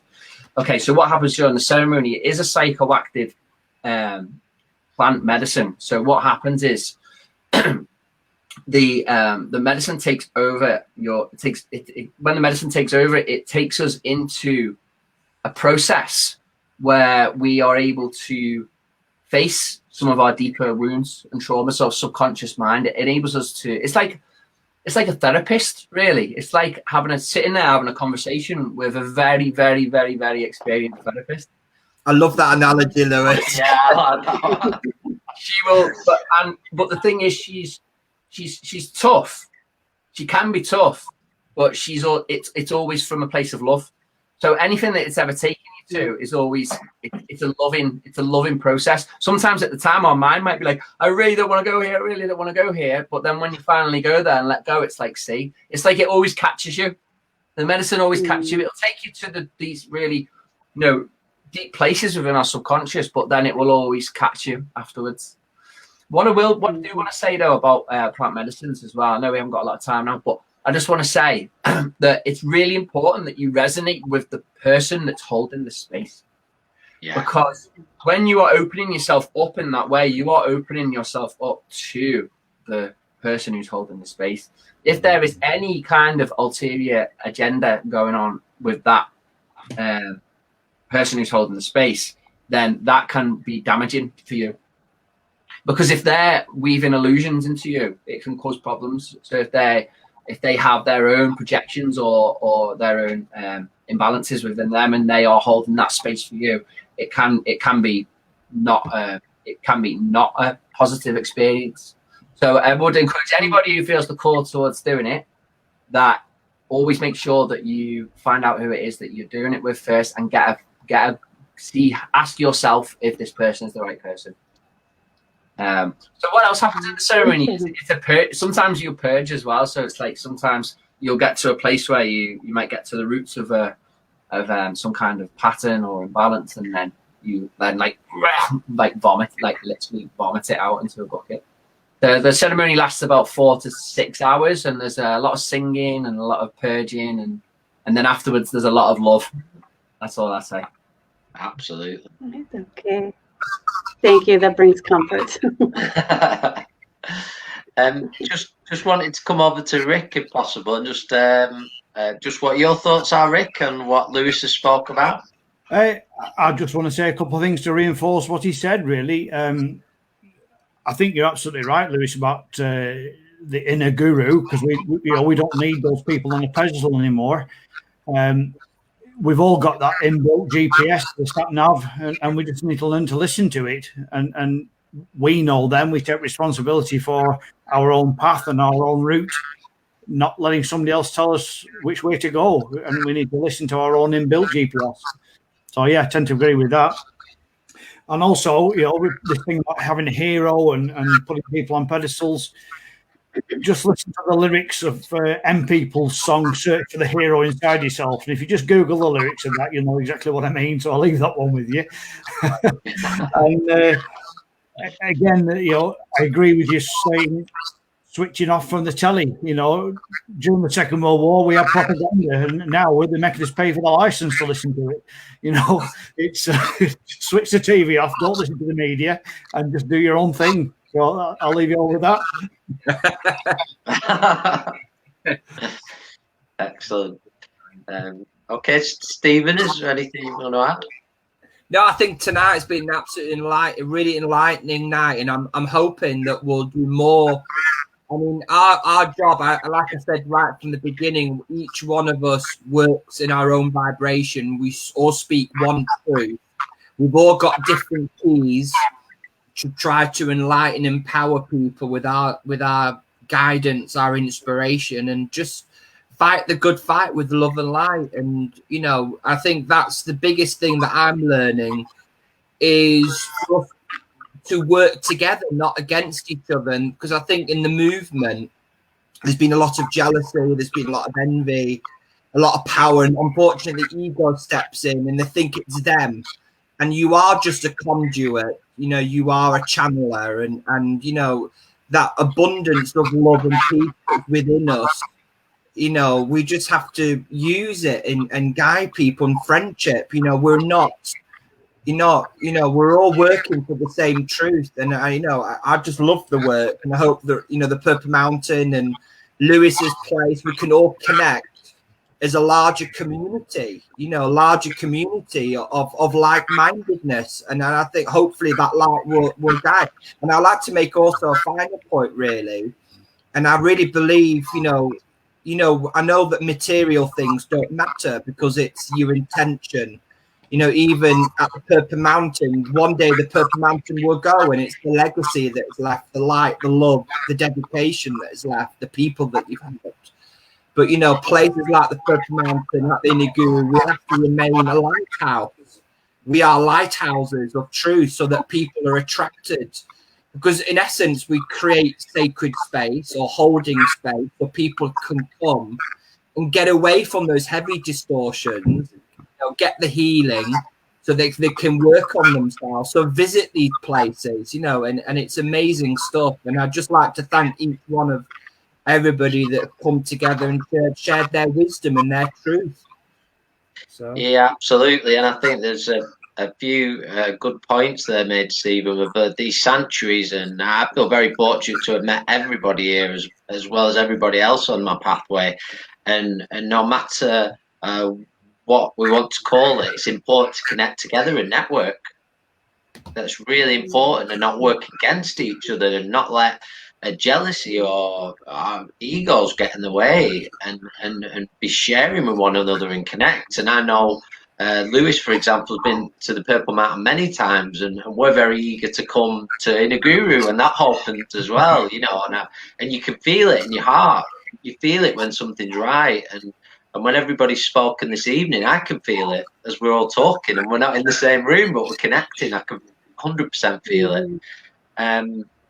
I just think it's been a wonderful evening. But what I'd like to do is, just before we come to a close, is just come to each one of our speakers, and just if you want to add any final words at all. And I'm going to come to Maureen first, if that's okay. Yeah, sure. Thank you. I would say I really appreciate the opportunity to be sharing with each of you and to hear your experiences. What are your truths? What are the keys that you carry? I love that, a collective, exactly, embrace one another and to express our own truth and allow everyone and encourage everyone to express their truth. So thank you so much for this great opportunity, and I look forward to seeing you in person. Thank you very much, Maureen. Thank you. Okay, we'll come to Rick next. Okay, well, I've just remembered, actually, guys, that a couple of months ago, on the 9th of May, while we're in lockdown, as some of you will know, I actually write poetry. And I actually wrote a poem called The Light Warriors Awaken. And if we've got 2 minutes, can I share it with you? Of course you can. Absolutely, please. I'd like you all to just listen I tunnel it, and I can't make any excuses. I just pick up a pen and write sometimes. Sometimes I wake up in the middle of the night and write a few verses down, and then, I kind of polish it up. One day I'll publish them. Anyway, I think this kind of sums up what's been going on the last few months, and I will read it out, so I apologise for looking down. So, the Light Warriors Awaken. Sometimes you feel that you just don't seem right. You feel right awkward, and your head feels tight. All of your feelings, they seem out of place. You just want to sit with the sun in your face. Ideas are plenty going around in your head, but you keep on forgetting what someone just said. You start to feel guilty, your head full of fluff. And you want to make progress and get on with stuff. You get up with purpose and you feel washed out. It's happening to a lot of us, have no doubt. Hours and days pass, you begin to lose hope, and you feel like you're walking down a long tightrope. You try to find balance, relaxing and sitting, wound up like a spring, your teeth, they are gritting. Your little inner critic starts to cry out, feeling quite wobbly, your head full of doubt. What is it about when you feel out of tune? We begin to realise it's maybe full moon. We try and tune in and sit still in the quiet, but all we get in our heads is a fully fledged riot. But that's not the end of it, you must understand. It's not what the universe for us has planned. As part of the process of feeling quite trapped is down to awakening, spirit just clapped. All this malarkey and times of unease, when we feel that life brings us right to our knees. It's all part of the process. The plan is unfolding. We just have to notice what we are beholding. We are here to hold light. The world needs to be fixed, despite our own needs and emotions all mixed. We need to know what's going on here. When we want to take action, but in comes fear. This time is for resting, but we will not be told. We stay in the light and keep being bold. In my mind, there's a reason. There's much more to do. For Spirit has plans for folks like you. The reason, I'm told, why we are forced to rest, it seems quite clear that Spirit knows best. For the time is coming, we have work to do, and we'll need all of our energy to carry us through. For when this is all over and we feel freedom again, so many people will be experiencing pain. This is the reason that we've all been held back to gather our strength and plan our attack. So much more trauma to the surface will come. So much grief and folks feeling quite numb. That's the reason we've been made to relax and just to make do with our internet chats. Onwards and upwards we'll be pushed right along, marching on forwards, a right merry throng. Thousands of light workers going into the fore, and a magnitude never quite seen before. So let's just recover, relax, and let be. Our time is coming, just wait and see. Those times when we felt we just had to sit, we can now understand all the truth of it. Our energy right now we have to conserve, for the time is near where we step up and serve. So just sit with it when you don't feel right, because we're all just waiting to fight for the light. And I wrote that on the 9th of May this year. Lovely. Thank you very much. You'll have to upload a copy of that so we can. It's in my book. You can buy it. Put it out there. Put it out there. Yeah, I will. Oh, absolutely. That's beautiful. Yeah, really So, nice. thank you. Yeah. It's been a pleasure being here, and thank you for inviting me. Oh, thank you very much, Rick, and thank you for sharing that writing with us. It was lovely to hear. So I'm going to come to Lewis next. So thank you again for inviting me to come and do this talk. I really enjoy coming and doing these with you. I feel it's like I'm really, whenever you ask me, I'm like, I don't even question it. I don't even think like, what am I doing? No. I have got a busy schedule, and I do. Yeah, I appreciate that. I always make time to do these. I absolutely feel the call. I think it's so important. Even now, just having this talk myself, I feel recharged. I feel energized. I'm feeling the love. I'm feeling that vibration. It's amazing. When you're talking about the light workers, I can feel the battle. It's a daily battle every day. Just like fighting that fight. Pushing through with our light. And I'm just really grateful to do these with you, and I love coming to the Purple Mountain and please let me know if there's any other opportunities to share in this way. Then I'm more than happy to get involved. So thank you. Absolutely. Thank you. Thank you very much. It was lovely to meet you too as well, Maureen and Rick. Thank you. Yeah. Cheers, Lewis. All the best. You too, Lewis. Thank you. Yeah, it's fantastic to connect everyone together. So we're going to move on to Stephen now. I don't know about one of my. Did I catch you by surprise? Yeah, you did. I mean, I'm going to be quite controversial here, really. I mean, I've had some wonderful experiences through Kambo and ayahuasca, and I'm very grateful.